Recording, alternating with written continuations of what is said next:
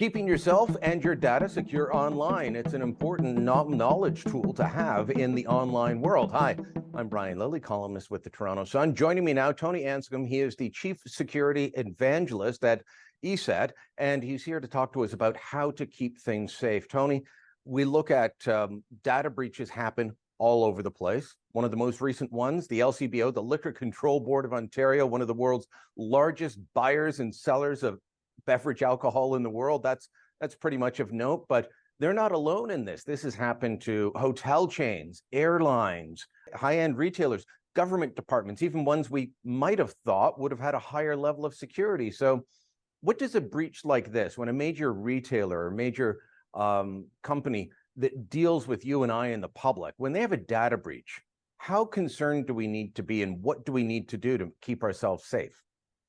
Well, we need to be concerned, Brian, because it's our personal information. And although different pieces of information are leaked or breached in different incidents, it's when all this information is put together, does it cause an identity theft crisis? Or if I couple, for example, the LCBO data that has like aeroplan numbers and things like that, if I couple that with another breach that included passwords, could I go log on to your Aeroplan account because the password you used somewhere else was also the password you're using on Aeroplan? So actually any breach we should take significantly and protect ourselves against. Air Canada and Aeroplan has actually instituted two-step verification because there was a major Aeroplan theft a little while ago. In fact, I happen to know one of the people who was behind the fact that when you log in to use points now, they're going to make you jump through extra hoops because this person had a major amount of Aeroplan points stolen due to a data breach. So you're right, it can be multiple data breaches causing bigger problems, can't it? They can, on the dark web, would they be able to piece 1 and 2 together to make 3?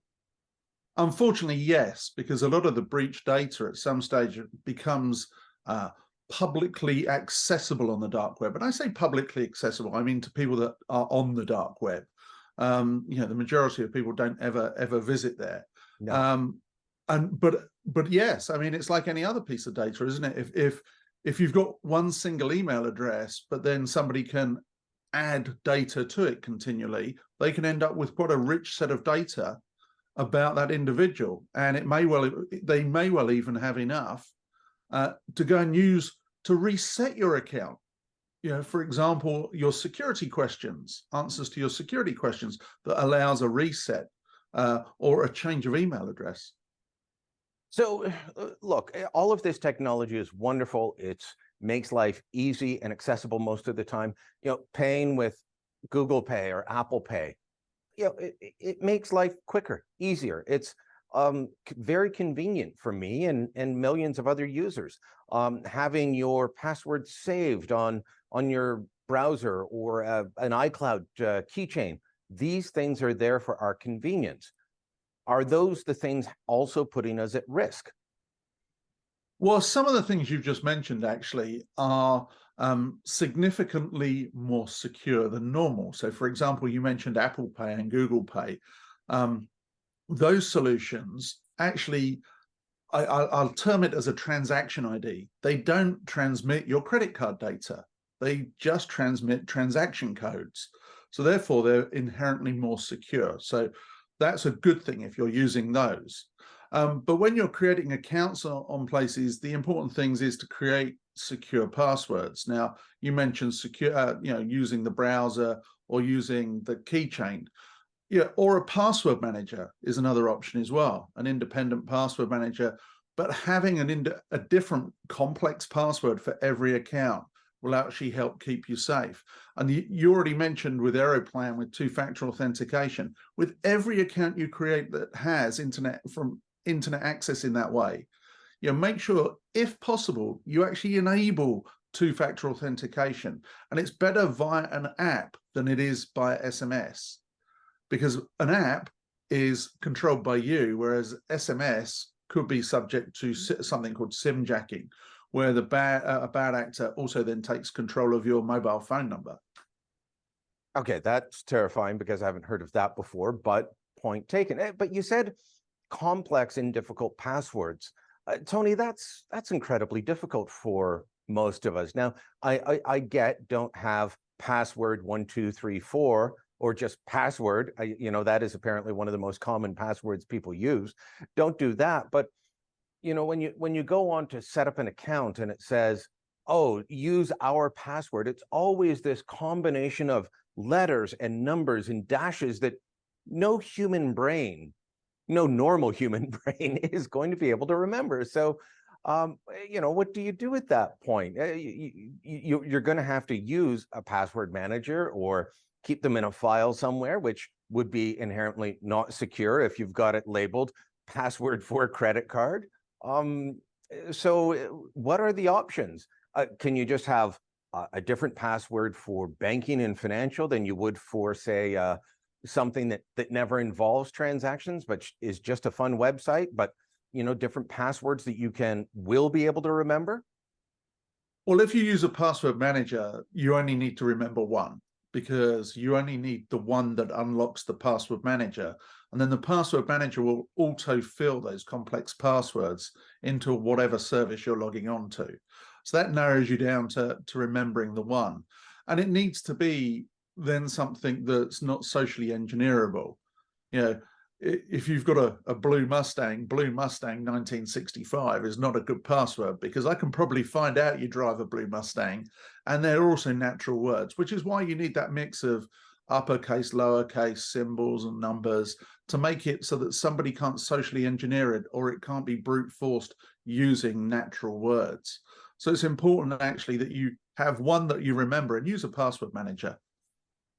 The security questions you mentioned earlier for resetting your email address or your password, those have been pretty standard for a long time. What street did you grow up on? What's your mother's maiden name? Who was your best friend as a child?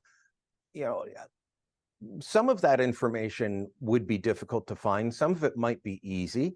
I think of people close to me, not talking about immediate family, but close to me, I might be able to figure out one or two of those things, but it would be difficult. Do we need to be careful in using those security questions to ensure that somebody isn't able to hack their way into our lives, hack their way into overtaking our digital ID and our digital lives? Well, one thing I always suggest to people is lying, which also sounds bad, doesn't it? But when the security question turns around and says, what town were you born in, or what was the name of your first pet, or such like, why do you need to tell the truth? As long as you're saying something that you can remember, there's no reason that actually you don't. It could be a lie, and actually then a relative or somebody on social media can't go guess it. So it's more about what city would you like to have been born in, as opposed to what city were you born in. Which celebrity would you like to have been your mother? Well, you could certainly answer that question, but that keeps you safer. I would make the point as well. I think passwords, as we know them, are starting to disappear in certain ways. What you're seeing is a lot of services now will actually start using only two-factor authentication, or using authentication apps, where they're going to ask you for a number off the authentication app, or they're by default going to send you that two-factor authentication. So I think the reliance on passwords, I'd like to think in maybe 2 to 3 years' time, has diminished, and some of this issue of password guessing or password hacking and data breaches and such like starts to go away. Okay, so walk us through, as we wrap up here, walk us through the main points that you want us to remember then. Password manager, use apps. Give us the elevator pitch. Well, the one big thing here, use apps for two-factor authentication if you can. Turn it on everywhere. Use different email addresses. That's a good tip. If you're separate your finances, and then what I define as those everyday accounts, the greeting card accounts and the invitation accounts. Create a different email address. All that rubbish can be disregarded. If something happens to that email address, you can just create another one. But also, think about what you're saving where. do I need an account? Do I need them to be storing my data? Could I check out as guest and actually not create an account? Where you don't need to create accounts, don't leave snippets of your data all over the internet, and think twice. And the other thing I'd just add there is make sure you've got good cybersecurity software on your devices. It will pick up phishing links and emails and such like, and notify you where it can or where it's known if something malicious is actually going to happen. All right, Tony Anscombe, Chief Security Evangelist at ESET. Thank you very much. And of course, your product's one of the many that people can use to protect themselves along with others. So thank you for the time. Thank you for the advice. Hey, no problem, Brian.